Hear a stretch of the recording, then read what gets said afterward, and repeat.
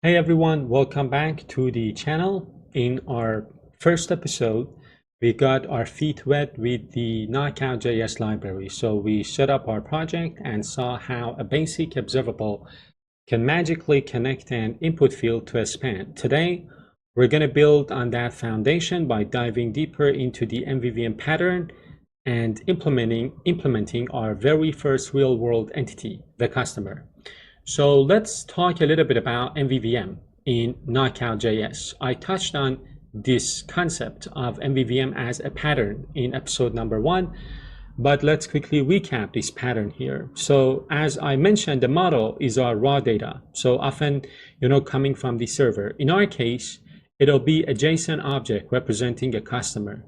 The view is our familiar, HTML. So the part that the user sees and interacts with. And the view model is that JavaScript object with knockout observables that serves as the bridge, so the command center, if you will, between the model and the view. And the beauty of knockout is its declarative binding, as I discussed in episode number 1.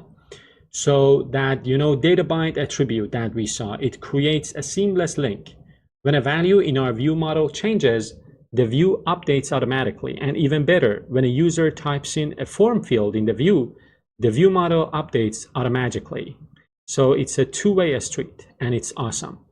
Now let's continue with the entity we want to, create. So for this episode, we are going to be working with our customer entity. As we laid out in the last video in episode number 1, a customer will be a simple object with a few key properties. So customer ID, full name, email, phone, and address. On the backend, that's the entity object. So this will be represented, of course, by a C# class that we are going to implement. So what I am going to do is to create a folder called models in my application. And I am going to add a C# class to this, so class. And I am going to remove this class, you can zoom in a little bit, and then create this customer class.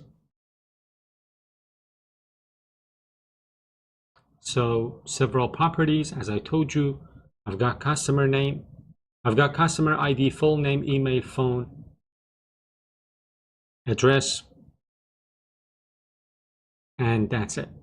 Now let's get back to the notes. The next step would be to create the controller action. We need a place for our view to live, right? So basically we would create a new action in our insurance controller file. We created this controller in the first episode, and now we are going to add a new action method called customer. So let me go to my insurance controller. I already have this index action method here, and now I am going to add another action method. So customer. This is the action method which will return a view called customer in the folder that we will that we have here, insurance. Let me quickly rename this code file. So rename file to customer. Let's get back to the notes. And then the next step would be to create the view. So it will be, let's say, a new view with a lot of parts that we will create and we will explore. We are going to, of course, name it customer.cshtml, and then I am going to add this code to my view, and I am going to explain everything in full detail because there are so many things that we need to discuss here. So inside of my insurance folder, let me add another view. I'm going to call this customer.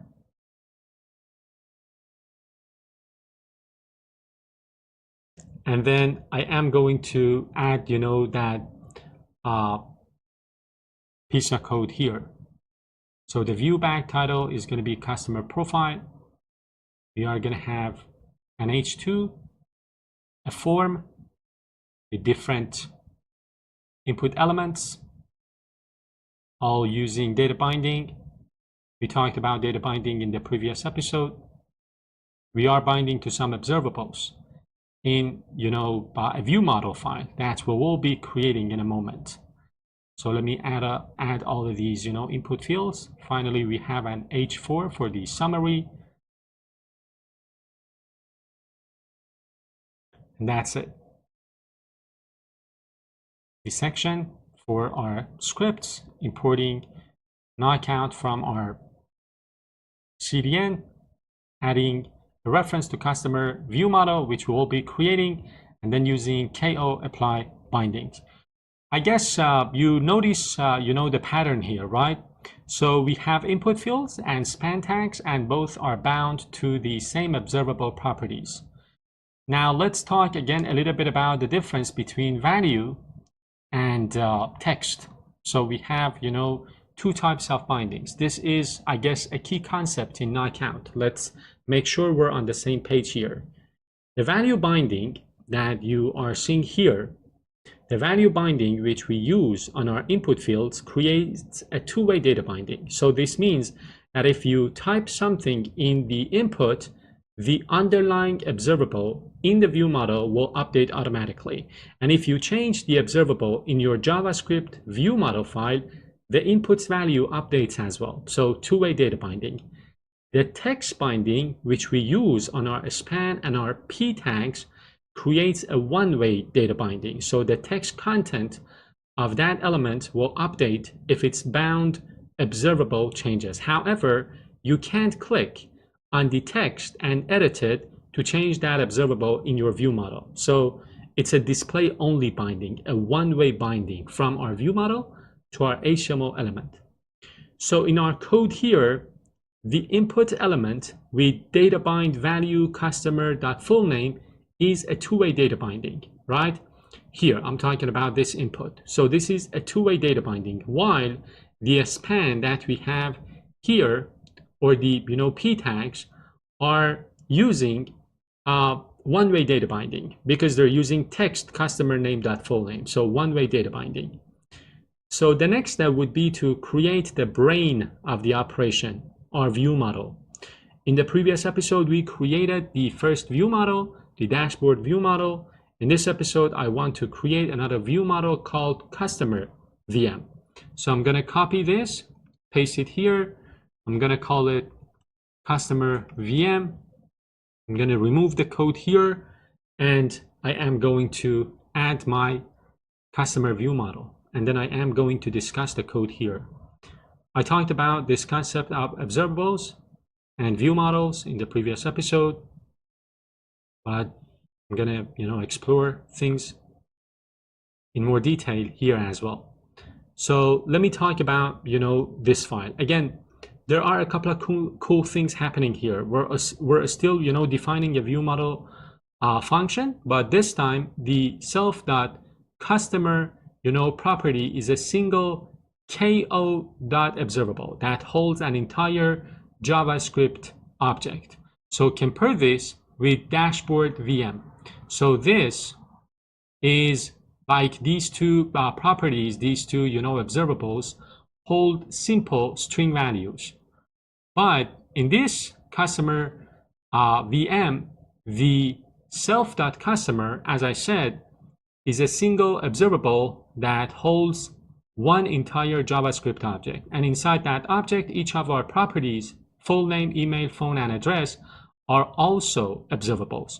So this gives us the power of observables on each individual property. This is why we use the syntax, data bind value customer.fullname. So if you take a look at, our view one more time, you see this syntax here, right? So we're using text or value customer, a pair of parentheses, .fullname. So we're getting the value of the outer observable, which is the customer, and then accessing the inner observable's value, which is, for example, full name in this case, which Knockout then ties to the input. This approach gives us two-way binding. So as you change the input, the inner full name observable is updated, which in turn causes the span, to update as well. Now let's do one thing. Let's see this magic in action. Let's test the application. We are going to run the application, and then we are going to navigate to this new action method, insurance/customer, and we are supposed to see the form, right? And then we will be able to edit the form fields, and then there will be a summary section. As you can see here, there is this summary section here. And then we will see updates in real time without needing us to refresh the page, and this will be MVVM working exactly as it should. Let me run the video and see this in action. So this is the application running. If I click on the customer tab, I can see the different values coming from the customer view model. And then if I update any one of these, so if I go ahead and change another name here, and then I tab out of the input field, I get the update here instantly.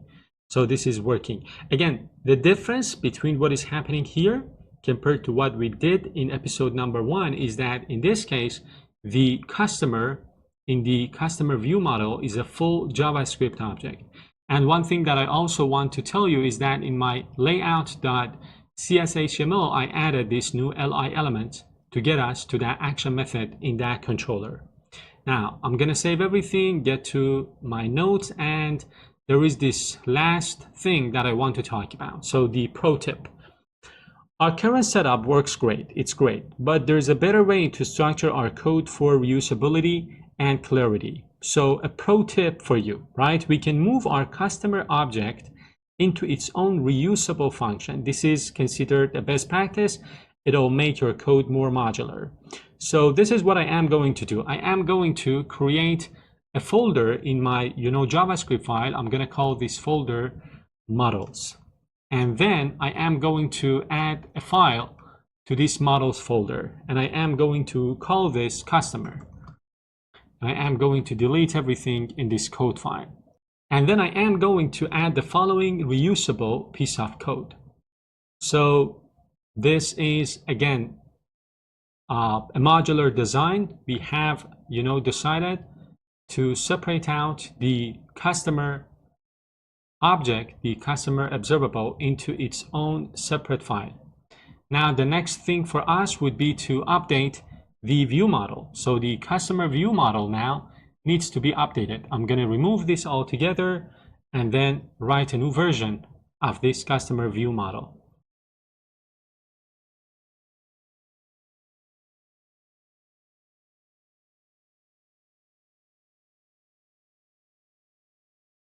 So as you can see, we are creating a new customer object and we're setting some values to the properties.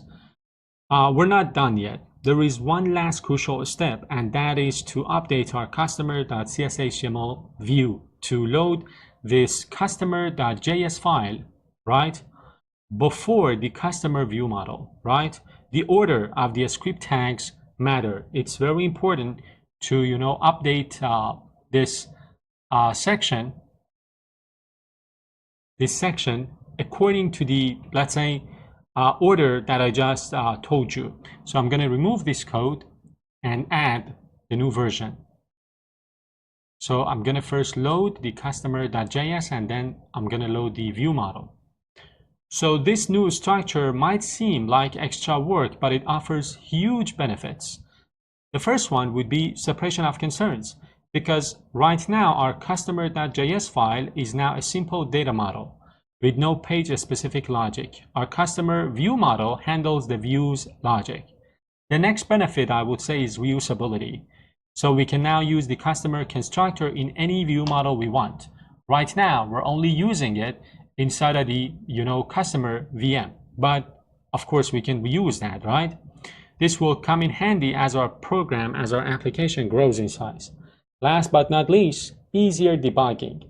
With smaller, more focused files, of course, it's easier to track down bugs and maintain the code base. Now, let me save everything, get back to my notes. These are the things that I implemented. I already talked about the benefits and now the summary. So again, to recap what we done in this episode, first, I would like to say that in this episode, we made great progress. We reinforced our understanding of the knockout MVVM pattern. We learned the critical difference between the value, so the two-way data binding, and the text, the one-way data binding. We successfully created our very first real view model for our customer entity, and we linked it to our MVC view. And we saw how using nested observables and separating our model logic into its own reusable file makes for much cleaner, more scalable code. But we're not done yet. In the next episode, we'll take this even one step further and start, with our data, with pulling our data from a real database. So I hope you enjoyed watching this episode. If that's the case, as always, don't forget to like the video, share it with a friend, and stay tuned for the upcoming ones. Bye-bye.